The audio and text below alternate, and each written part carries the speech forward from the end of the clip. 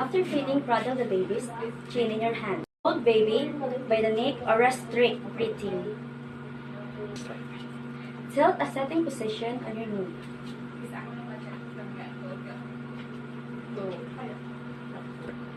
Rest their chin on your hand, supporting the knee.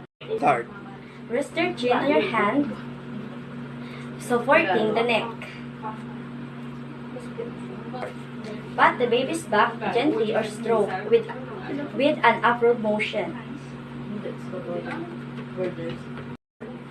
If the baby does not burp within a few minutes, they might not need to